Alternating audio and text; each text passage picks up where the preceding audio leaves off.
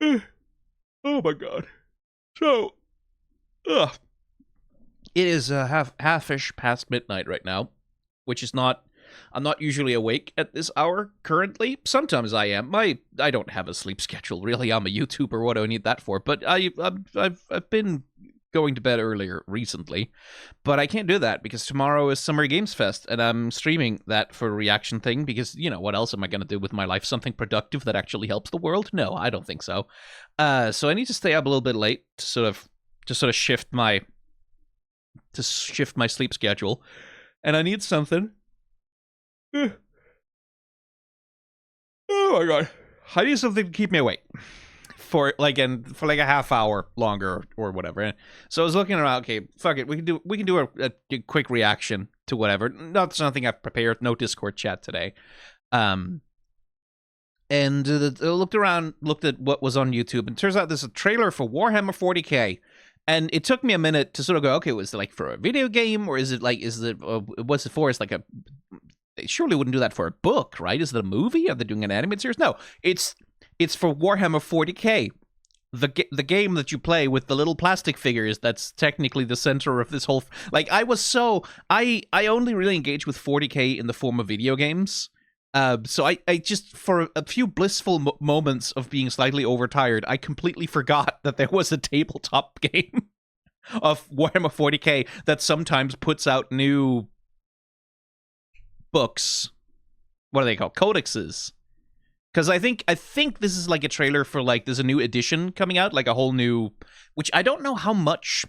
Someone tell me in the comments, how much does a new edition mean for the game? Is it like a full, we are replacing all of the rules of the entire game and all of your armies, or is it more a thing of like, we're updating the Space Marines and then we'll put out supplemental material for all the other factions later? Is it a thing of like, now you have to play by a whole new set of rules, or is it a thing of like D&D 5.5 where it's like we're updating some of the rules and we're changing a few things around? Let me know in the comments. That I'm vaguely curious. But there's a trailer for that, which I'm only looking at the first frame of it right now. Granted, I don't think it looks a lot like what I've seen people playing of the tabletop game, so I'm suspecting that it's more of a artistic interpretation of the Warhammer 40k universe, which, makes sense. Did I get the frickin' subtitles with this thing? I did not. Okay, well, we'll have to make do without subtitles for the day. Because again,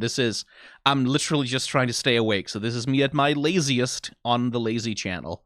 So let's have a look and see what's going on with the all of whatever this is. It is the 41st millennium.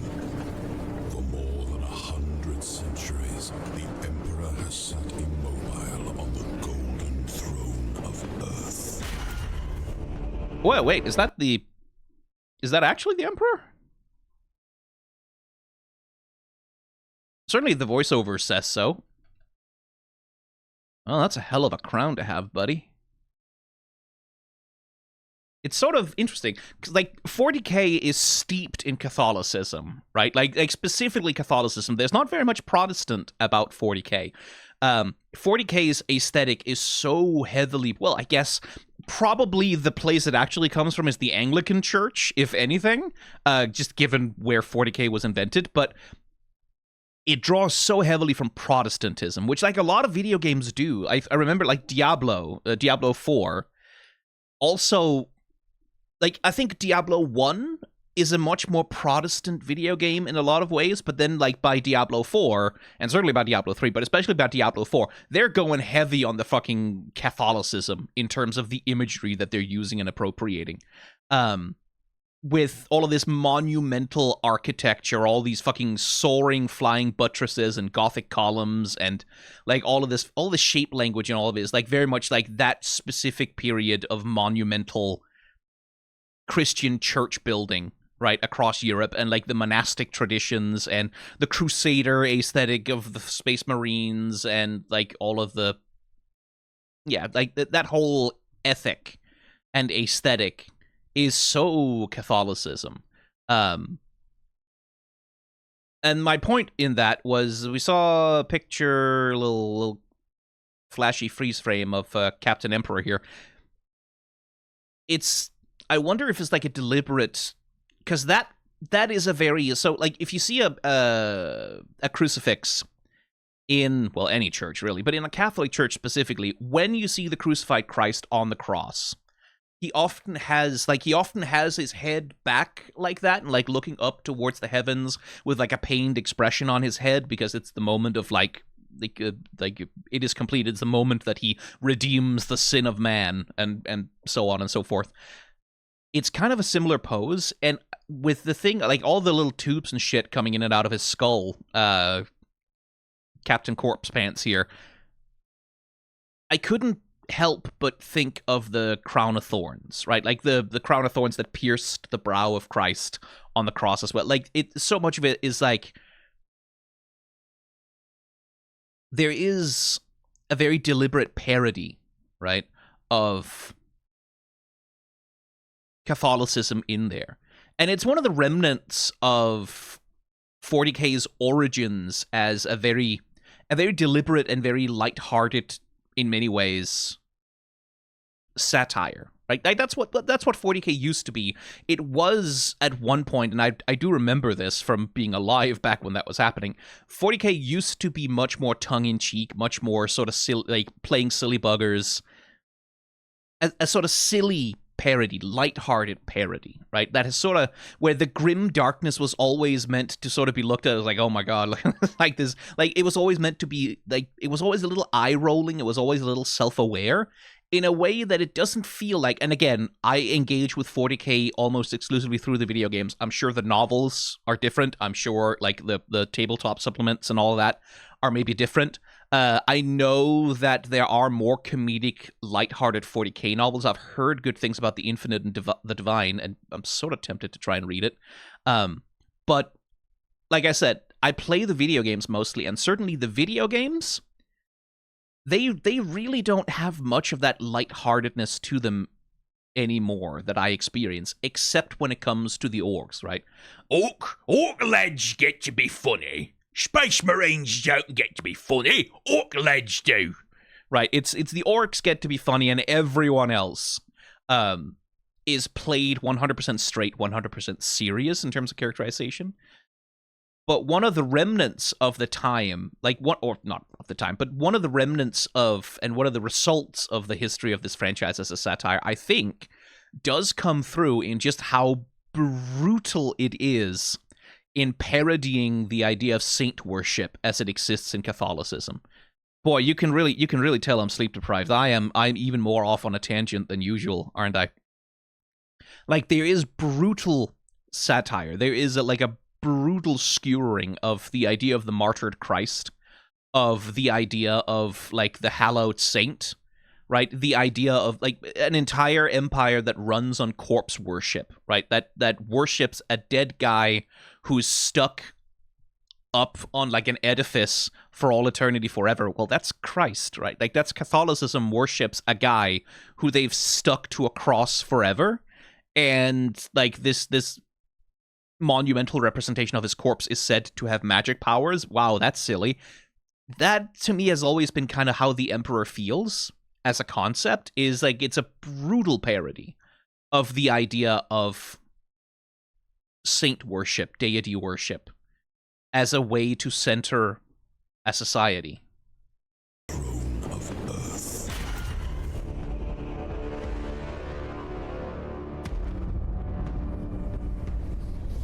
He is the master of mankind in the war between gods.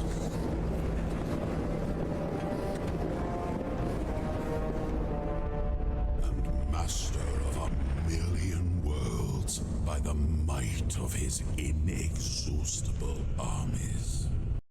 Except they are very much exhaustible.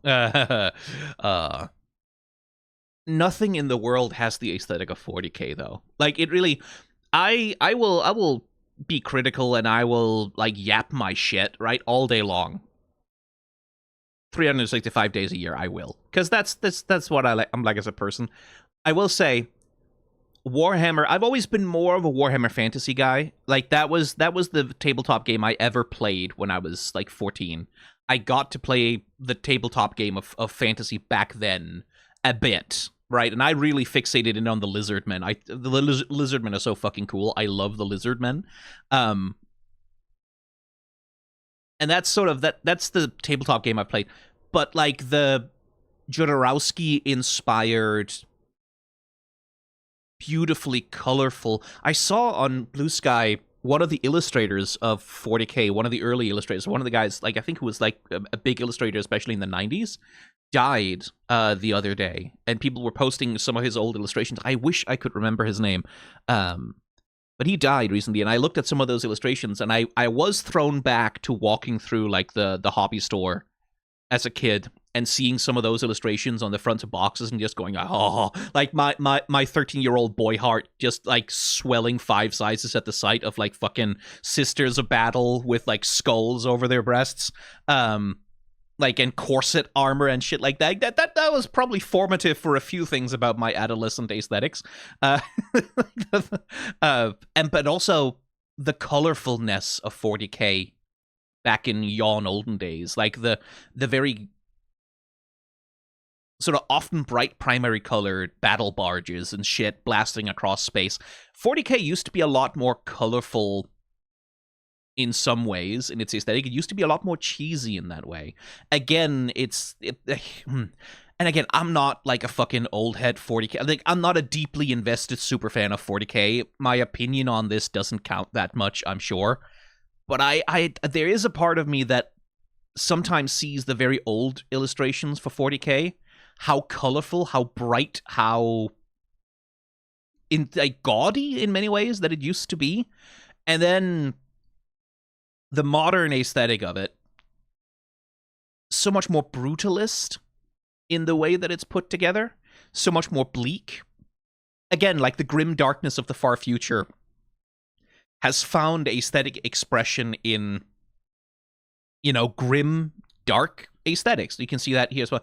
Where, again, given that we're parodying Catholicism is gaudy, right? Catholicism is not just monumental and big. This looks like it could be Yharnam in Bloodborne, right?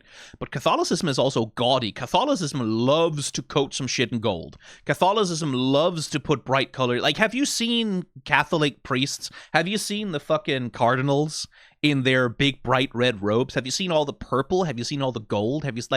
Catholicism is very colorful. And I guess that's where the Protestantism comes in, right? I guess that's where the Protestantism comes in, because we have all the monumental ostentatiousness of Catholicism, but then with the extreme sort of stark life-denying Calvinism, almost Puritanism of the Protestant church sort of finding its way and sapping it of all light and color and joy and all ecstasy. But I do remember like seeing those paintings of battle barges and space marines, and like they used to be much more colorful. Like they used to have that Jodorowsky Dune brightly colored dazzle camo spaceship thing going on. And I do miss that a little bit. Not that Warhammer 40K doesn't have any color left. Like, again, the orcs get to be very colorful. But I do sort of wish that some of that gaudiness remained with the Empire of Man. That's nostalgia talking, though. I think you could make the argument that this aesthetic, like that everything looks like a fucking tomb, right? That everything looks like a blasted church in the middle of some long forgotten heath in the middle of nowhere. Like Northern Europe in the winter, kind of everything's kind of dark and stark and cold and kind of shitty and miserable in that way. You can make the argument that that's a better aesthetic for the Imperium of Man. For me, though, bright colors and sort of an emphasis on the ecstasy of overstimulation, sensory overstimulation, I feel like that has a vibe of cultishness that I think could benefit the game. Like the thing being, like, here, if this is I guess this is not the Emperor's actual golden throne, right? Surely. This is just like one of a billion edifices to him. This wouldn't be Holy Terra, or would it? It does feel to me like the cult of imperial worship. Surely, like, you would want to present everything in as splendid a range of colors as possible, right? Especially if you have the rest of the Empire being completely fucking black and bleak and miserable. You would want, like, the Imperial throne or any representation of the Emperor to be like a bright spark of, like, beautiful, brilliant colors, and, like, gold is definitely there. I don't know. This is an aesthetic critique of 40K that I'm probably not equipped to do without doing a bunch of research first. But like I said, I am literally just trying to stay awake, so you get me in... What the hell? Babies. Stay nice. Oh, cats. You get me in maximally rambly mode. Let's watch the trailer. Inexhaustible armies. He is the carrion lord of the Imperium, for whom 1,000 souls are sacrificed every day, so his may continue to burn. He is okay, I dig the imagery. Carcass, writhing with power, sustained by forbidden marvels. There he is. Or is that the Astronomicon? Technology. I really do quite like the warp imagery as we... What? Are you hyper, Apollo? Oh, are we riled up? Oh, we're riled up. He's having fun. He's meowing at random things. I really do like the imagery as we translate into the warp here. Like, that's very clever. Like, they show us the Emperor's face, right? And then we see, as the ship translates into the warp, this symbolic representation of the Emperor's power, which is this, like, Reaper fucking Punisher skull statue. The Emperor's face appears. Presumably these would be... Is that a psyker being sacrificed to the Emperor? It's some kind of psychic apparition over a body that's tied down. Presumably this is one of the sacrifices, one of the many sacrifices. And I really do like that. It's like, these are tombs, right? They are tombs, but they also look like shell casings, like spent shells from ammunition, right? They would be the sacrificial pods of whatever, like the psychers that are sacrificed to the Emperor. Yes, hello, hi baby, hi baby. Could you not chase each other across my work desk? Could you not? Could you not? Not.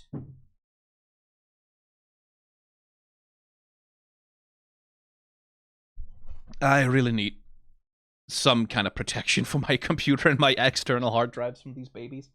Yes, hello. What? What? Oh, that's just gonna keep happening. I like it like that they're shell casings, right? Like that they are being spent so that the war machine can keep running. Generals gathered in their masses. And then, very on the nose, but also very 40K, the hourglass, right? Where time is running out all the time, but they are pouring more and more sand into it, just trying to forestall that which is inevitable, which is like the thing. Statue, a glimpse of the real man by the looks of it. Back when he still had some flesh on him. And of course the hourglass right there by the throne. Very cool. Oh, he's changing position. Are these the Emperor at different times, then? Or...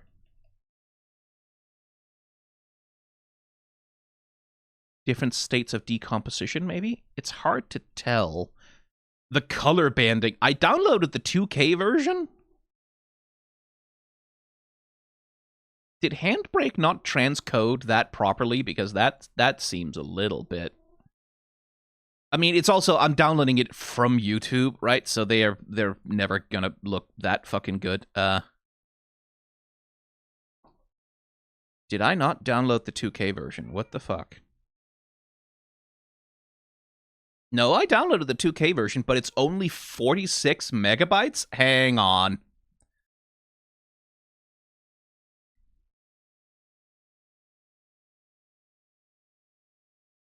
Oh, I downloaded the MP4 version. That's why it's color banding so bad. Oh my god, okay. Well, we'll just have to deal with that. I just prefer to be able to see more detail, but I downloaded the most compressed version possible, and I fucked myself like that. But we can't deal with that right now. I am too lazy.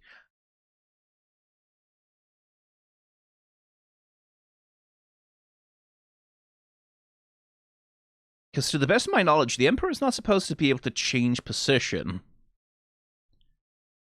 But like I said, I like the imagery of like warping through these different manifestations of the Emperor, right? Like statue, man, corpse, statue and man at the same time. Because that's what the warp is, right? Like it's the roiling psychic id of the entire galaxy, especially humanity at this point, but also the Eldar and anything with a soul.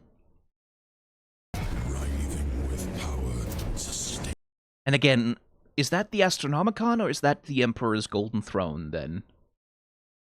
That'll be the throne, right? Surely. by forbidden marvels from the dark age of technology. And now we get to see some Space Marines. To be alive in such times. Decisively losing to the Orcs. Because the Orcs always win. Because the Orcs, like, so long as there's a scrap, so long as they... This is something I do love about the Orcs, is... For literally every other species in the galaxy, this galaxy is hell, right? Everything sucks, everyone's dying, every empire is slowly poisoning itself to death. Like, the Tau have some hope about the future, but everyone else is like, no, this is awful, everyone's gonna die, the Tyranids are probably gonna eat us all, everything. Like, everything's miserable for everyone forever, and everything's dying, except for the Orcs. The Orcs are like, oh my god, there's so many good fights, we can fight everyone all the time, like, I wake up, I can have a good fight, I can go to bed, I can have a good fight, I can, like, watch my best friend get murdered through the face on the battlefield, insofar as Orcs can have friends, and it's like, yeah, that's cool, that's a great way to go. The Orcs are the only species in 40k that cannot lose, because so long as there's a good fight, they win. Even when they get, like, gutted head to toe by a power sword or whatever, they're just like, yay! For them, this is just like a fun day at the playground. To be alive in such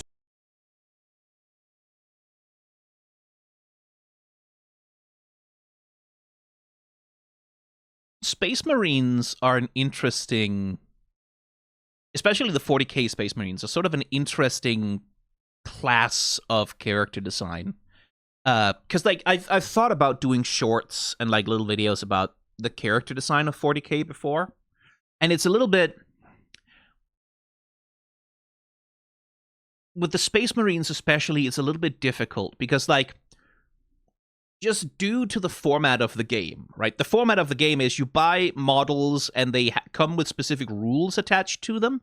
But outside of that, you can do literally whatever the fuck you want to their aesthetics, more or less. Like, I know there's specific rules tournaments may have, like, but like, you buy a set of models and it's like, you can just make up a colorway for them. And you can just say, oh, I'm gonna make up my own Space Marine chapter with their own colorway, and I'm gonna invent my own lore for it, and that's sort of like, that's as canon as anything else is in 40k, because that's sort of the whole point, right? Like, is they provide you with all these examples of like, these are the chapters, these are the successor chapters, these are some of the ways that you can paint a regiment of Space Marines from this thing or that thing, and then you can just sort of like, you can make up your own shit along the way, and that's part of the creativity, that's part of the joy of engaging with 40k, right?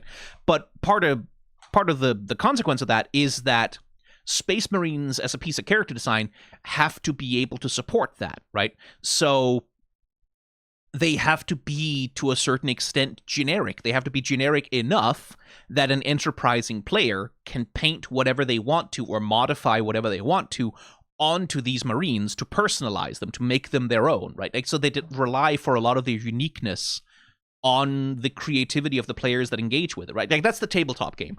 And then that tabletop game and the creativity that comes from the players there has to be translated into video games and animated shorts and like the trailers for new editions and fucking whatever. And it's an interesting design thing to try and deal with, right? Where you want to create characters, right? Like characters that look special, characters that have their own unique style and expression. But you have to do it against the backdrop of like deliberate, extreme genericness, right? Like again, also because of just the aesthetic conceit of 40k as a universe is well, no one's that special, right? Everyone's expendable. Everyone's kind of interchangeable. One Space Marine is a cog in the machine like any other, right? Like if you're not a Primarch, you are a bullet casing to be spent prolonging the life of the Emperor and his empire, right? Like you are kind of worthless and meaningless, and your individuality doesn't matter for shit, right? That's sort of part of the underlying philosophical aesthetic of the whole universe is this like extremely nihilistic meaninglessness, right? Like where these Space Marines will believe so powerfully in their holy crusade and all of their idealism or like hard-bitten sort of practical combat skills or whatever, and none of it means a goddamn thing. None of it matters. Everyone is gonna die because in the grim darkness of the far future there is only war, right? It's an interesting character design challenge, right? To create characters that are unique and interesting, that have an expression all of their own, at the same time as you have to respect that nihilism, right? What are you doing? Nyum. Oh my god. They're zooming.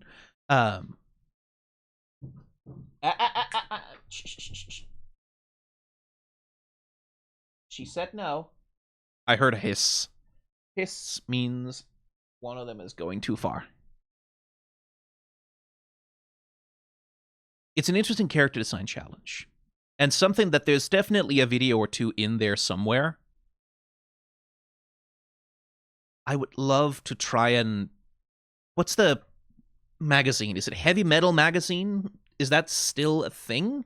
Is that what it was called? I remember, again, I'm remembering to, like, way back in yon olden days, that they had, like, a specific special interest magazine, which was, like, entirely just dedicated to showing off custom models and like people being able to like the best painters and like the best official painters for 40K and the best fan painters could submit like their own model designs and shit. Like it was just about showing off like the creativity of the hobby. There's probably a video somewhere in just getting a hold of whatever the modern equivalent of that magazine is and just going through and looking at like the creativity and uniqueness that people put into creating their own regiments and like customizing their models and making them special.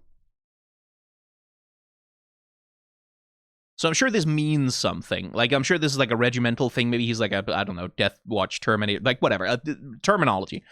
The fact that he has a red helmet over this gray blue armor is probably a thing that means something to his rank somewhere, that he has like a different color than the other guys.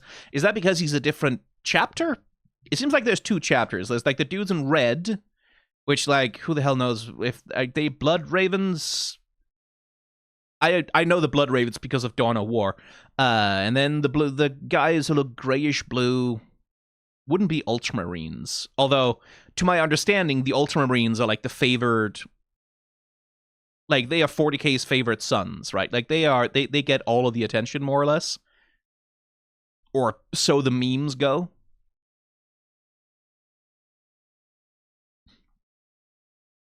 Honore, nobilitas. Yeah. Latin. Is to be one amongst untold billions. It is to live in the cruelest and most bloody regime imaginable. These are the tales of those times. Ooh, well, vibe shift. Eldar! Necrons?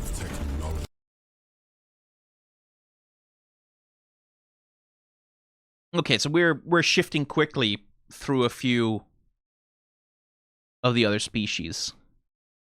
Interesting design for the Eldar stuff. The spiderweb thing? And like this translucent dome down there. It looks like, from an animation technical perspective, 2D painted backgrounds more than 3D at an initial inspection.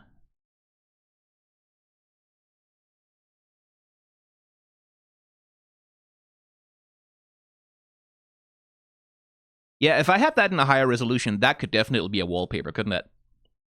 It's good looking, and I do enjoy that the fucking axe has a little rocket engine on it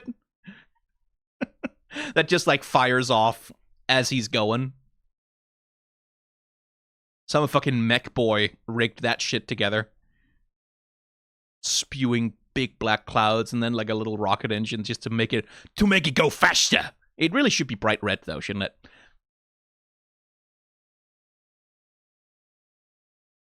There is an Eldar, and then these I know are the crypt scarab things for the Necrons because I've been playing Mechanicus too. Forget the power. Which... So that's definitely a Adeptus Mechanicus guy.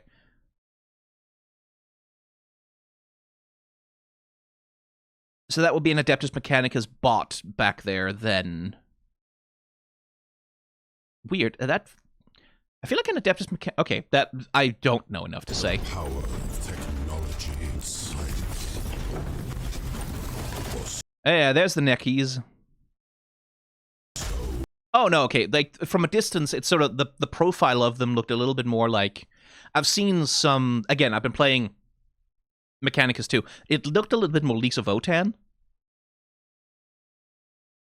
The Necrons are so funny to me in some ways. Because they're just skeleton warriors. Right? Like, they're literally just, like, these are just skeletons. They're just skeletons. They're just the undead, right? They are just the undead army of undead guys, but instead of being corpses, they are robots. There's something kind of funny about that. It's like, because, like, my understanding of Necron lore is, like, once upon a long time ago, the Slan were still around?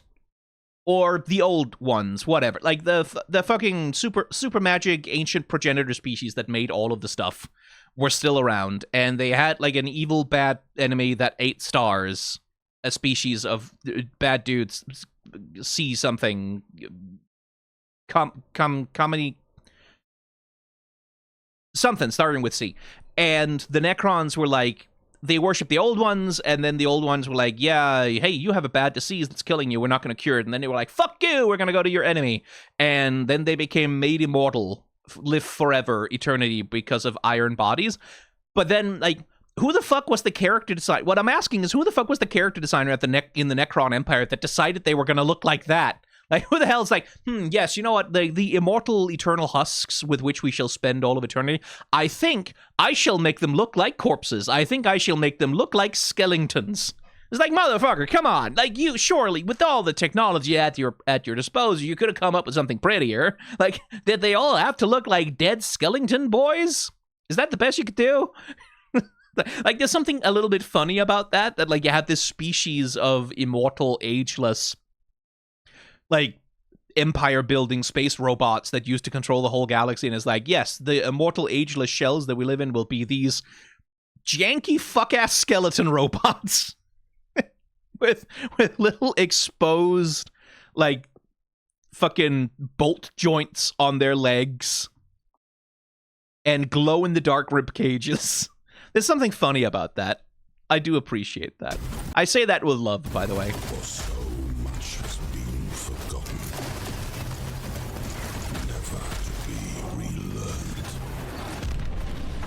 Ow. Hey, Imperial Guard. Forget the promise of Are we implying, I suppose, that... I mean, we're doing a cross-cut.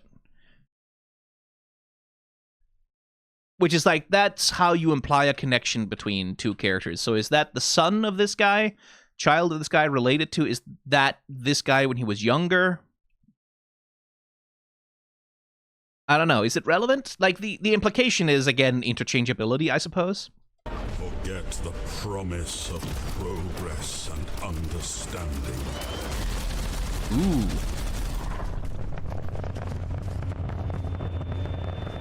For in the grim darkness of the far future... Chaos! There is only war. They set the line!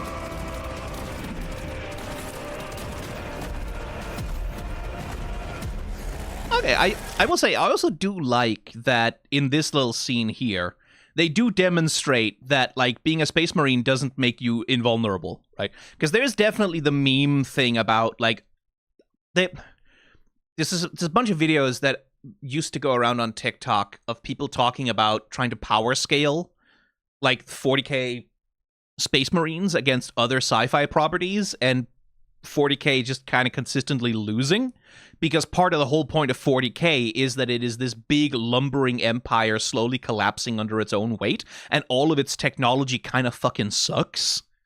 When you get right down to it, it's all unreliable. It's all like based on massively outdated, like shit that has not been iterated on or developed upon for millennia.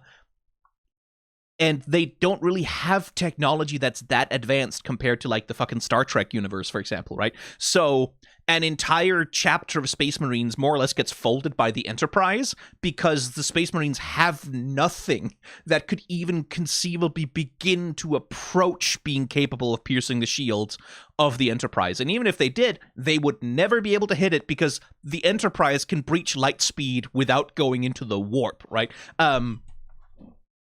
Like, because, and one of the things is, in the actual tabletop game, I know, a Space Marine is not that powerful, in the sense of, like, if you have, like, a bunch of guardsmen shoot at him with their little dinky laser guns, a Space Marine is gonna die, right? Like, they're tougher than the guardsmen by far, but if they get shot a bunch with weapons, like relatively normal weapons that you find on the battlefield, they die because they have to, because otherwise the game wouldn't be balanced, right? Like, I think it's the Custodies that are the ones that are like really fucking tough to kill, where you have like a small number of super elite units kind of vibe. But the Space Marines are like cogs in the machine, disposable mooks, right? Like, they are as much cannon fodder as the guardsmen are. They are just slightly fancier cannon fodder. And I do like that this little scene displays that a Chaos Space Marine, this terrifying, dark god-empowered, even more bad, dangerous Space Marine, is like, you hit him with a grenade and set him on fire a little bit, and he kind of goes, oh, fuck, I'm been hit with a grenade and set on fire, and then you shoot him with lasers a few times, and that hurts him, right? Like, that visibly does stand a good chance. Like, that will take him down. They're not invulnerable, right? Just because they have big fancy power armor. Not that it helps those guardsmen, because, you know, in the grim darkness of the etc. Here's the Tyranids. Hello. Not great situational awareness on this guy.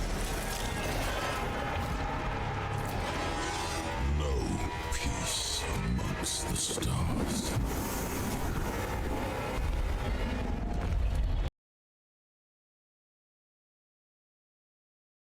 Ew, gene pools.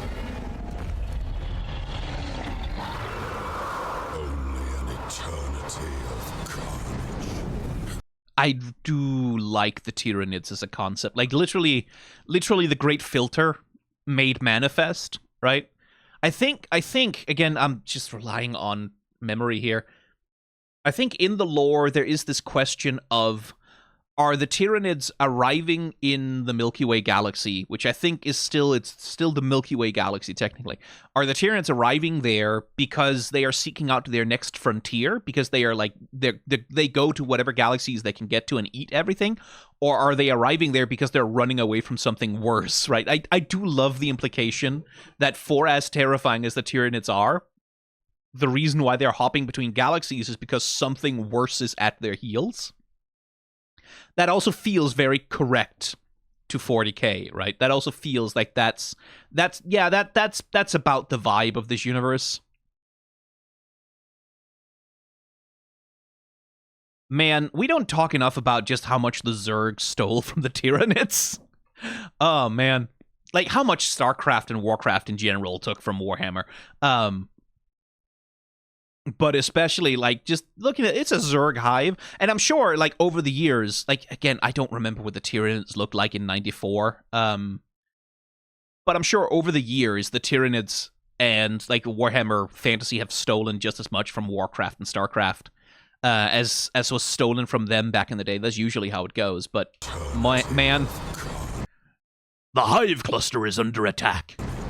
It's also a set of tropes. They both, the Tyranids and the Zerg, took a whole bunch from a bunch of other sci-fi, especially like every piece of sci-fi you've ever read in your life steals from Dune, right? And a bunch of it takes off from Alien and Predator and things like that. Those webs of influence are very mutualistic in that way. Ooh, hello.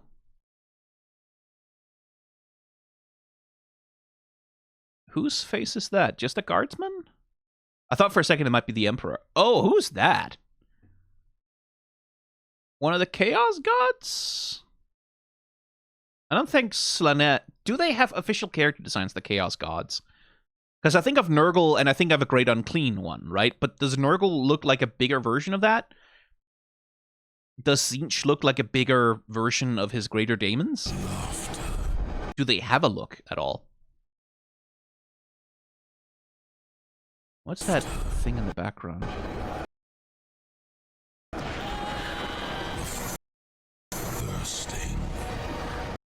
Yeah, these would be the gods, right? Because that sure as fuck looks like that's supposed to be corn. And I guess that would be Tzeentch.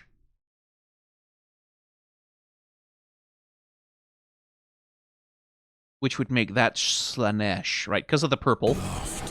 They do have their color coding. Thirsting. Gods. But the universe is a big place, and whatever happens, you will not be missed. Oh, that's good. I like that. That's very nice. Cross-cutting, making the point very explicitly that, yeah, the Emperor on his golden throne is the linchpin of the entire empire, but he's a corpse too, right? Like this corpse of a guardsman dying or dead on the ground in some backwater middle of nowhere garbage planet that no one gives a shit about. Same thing, right? These things are not distinct, they are homoousian. They are of the same kind, right? One corpse is the same as any other corpse. I like that. I like that a lot. Very explicitly bringing the Emperor down.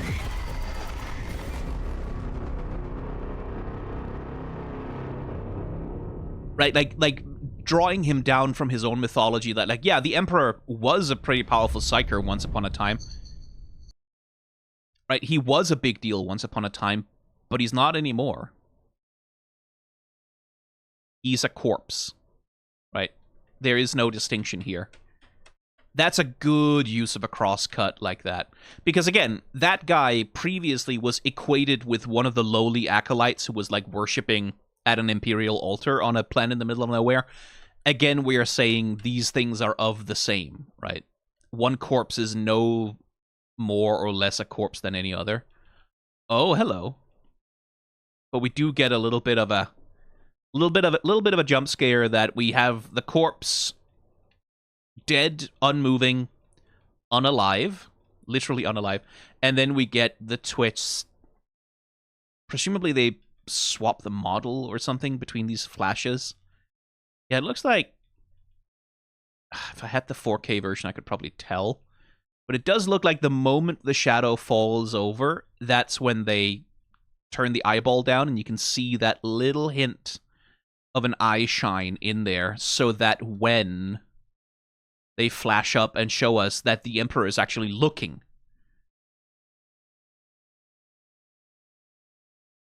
that he's not motionless anymore, like, good use of eyes as well. Like, because here, right, the fact that the eye is rolled all the way back in the back of his head, right, like, that's the classic signifier of this is a corpse which is dead, is that there's no eye to make contact with, right? It's just this white, milky eyeball, unformed nothingness, indicating blindness also.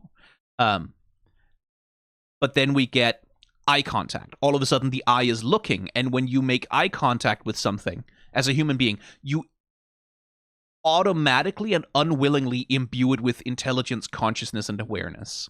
Right? Like, instantly your brain goes, oh shit, that's alive. That's a person, right? And then after that little initial moment of recognition, your brain can then go, oh no, it's not moving or breathing, it's dead. Not like you're gonna automatically think that a corpse is alive, but it is that thing of like when you make eye contact with something, you automatically feel connection. Humans are just like that.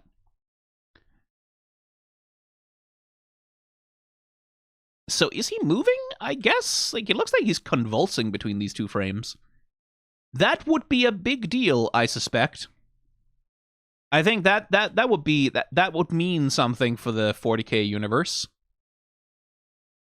If the Emperor was in any way, shape, or form the least bit mobile, that would probably mean something.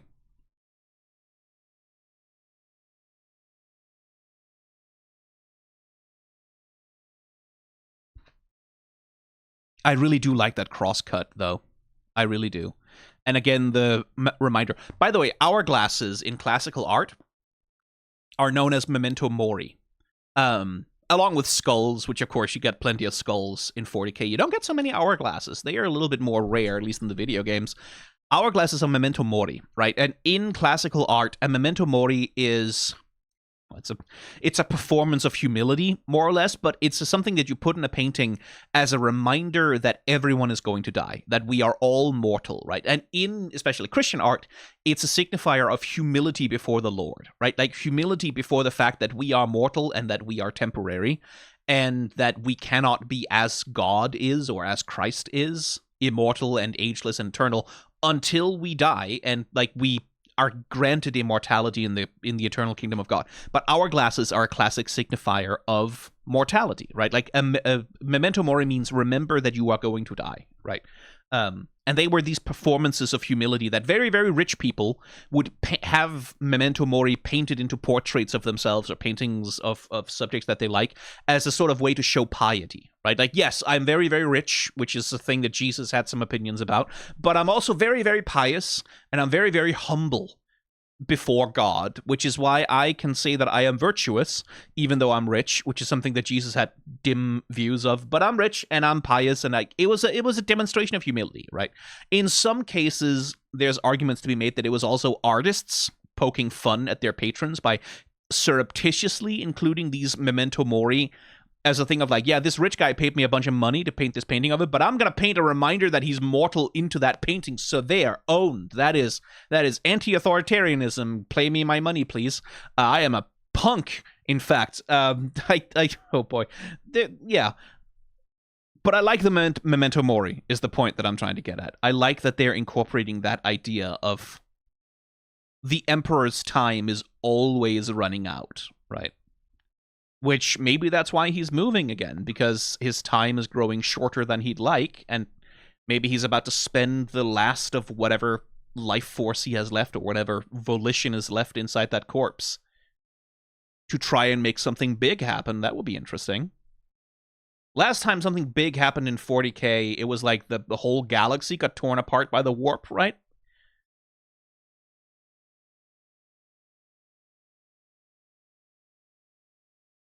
Because, like, the nature of 40K is no one can ever win, right? Like, there is no one's ever going to win 40K because that would be the opposite of the point of the thing. The whole point of the thing is that no one is ever going to win. There is only war. And you can't have a war if there's a winner, so therefore, you can have temporary small victories by some faction over another, but the galaxy is so vast that no victory means anything, right? Like, no victory truly matters, right?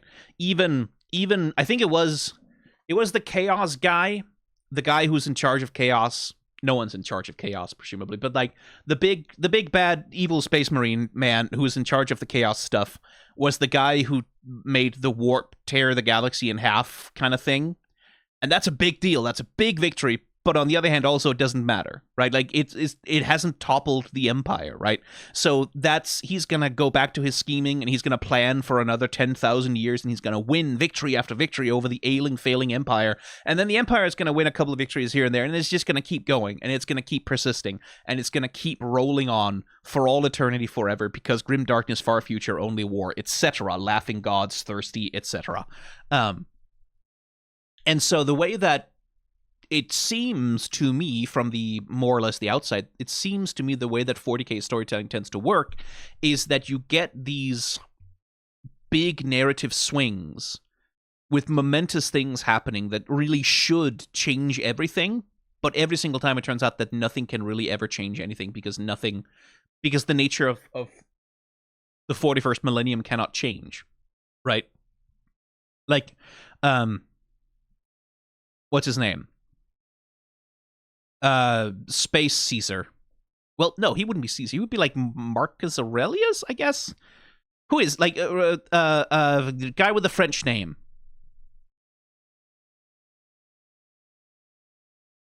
I keep thinking of Terry Gilliam, but that's not even close.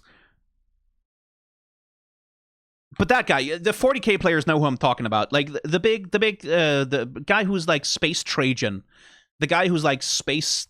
He's not Caesar. He wouldn't be Caesar. Surely he would be like Space Marcus Aurelius, Space Mark Anthony, Augustus, Space Augustus, probably more like, who's like one of the Primarchs of the Ultramarines, right? Who woke up, right? And they was like, oh my god, it's one of the old Primarchs, one of the lost great leaders of the Empire. And he's like one of the really good great leaders of the Empire, who's like actually kind of not nice necessarily, but like sort of gives a quarter of a shit about people surviving, kind of like to some extent. And he like kind of wants to put the Empire back together and maybe make like a slightly better world a little bit. And they invented the new Space Marines with the big, stronger, bigger Space Marines that are the better Space Marines. They develop some technology and everything, and that changes everything, except of course it changes nothing, because nothing can ever change in the grim darkness. Where was I going with that? I'm sorry. I really genuinely am sleep deprived right now, and I think I've probably kept myself awake long enough. My point is 40k is cool. I like 40k. I can sit here and whine and nitpick and have complaints and nostalgia for a more colorful time in my imaginary past all day long. 40k has me in a death grip. Like, I think in my Steam library... What am I up to now? I have a specific category in my Steam library called Warhammer. And at this point, I have literally 30 games that are just fucking Warhammer. I have all 3 Warhammer Total Wars. I have all of the Dawns of War. I'm gonna get Dawn of War 4.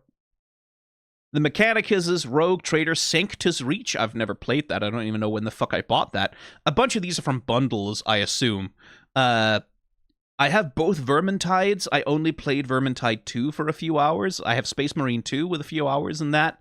I have the original Space Marine, Gladius, Relics of War. I have so fucking many, because for all that I sit here yammering on and like nitpicking and like my little complaints and shit, 40k is such an intoxicating fantasy. There's something so intoxicating about it. Even as I continue to feel that Games Workshop should maybe exercise slightly more direct control over especially the video games, that they don't end up forgetting to represent the fact that the Space Marines suck and are bad, are the bad guys because there are no good guys. Like, there's a reason 40k has problems with fascists in their fan base. Many franchises do. It's not unique to 40k. But there's a reason why they have found an easy home to sort of lurk in the outskirts of the 40k fandom, is because the aesthetics of 40k do not and cannot challenge the aesthetics of white supremacy and fascism, because those are the aesthetics that they're parodying. Those are the aesthetics that they're satirizing. And sometimes I do feel like the 40k extended universe media, especially the video games, does kind of fall into the trap of being like, we're gonna view the events of things from the perspective of the Space Marines, and they all think that they are super cool ultra crusaders saving the galaxy from evil and badness. So the video games are going to uncritically present the perspective that the Space Marines are the heroes who are saving the galaxy from stuff, and that undermines the satire inherent to the setting pretty badly. And I do wish that Games Workshop would take a more active hand in making sure that doesn't happen so much. On the other hand, they probably shouldn't. I don't think we can trust them to do that. I don't think you could trust them to handle that very well. But yeah, anyway, rambling and yambling and yapping and going on and on. I think I've spoken enough. It's a cool trailer. I like 40K very much. And I should probably... I bought a couple of weeks ago... Not weeks ago.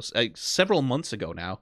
I went to a game store and I bought a little beginner's kit of like one small squad of I think it's Ultramarines. I have it over here. Hang on.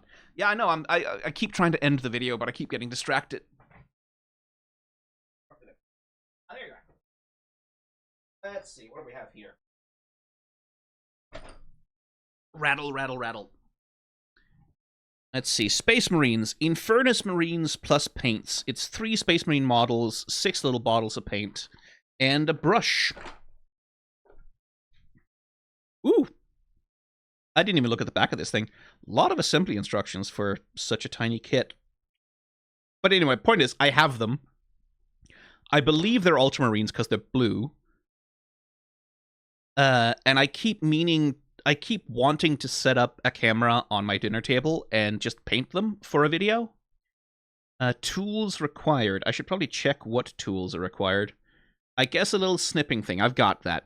I have a snipping thing for getting them out of there. No, I won't open it. I'm here like trying to open it to look inside. I shouldn't open it. I should open it on camera.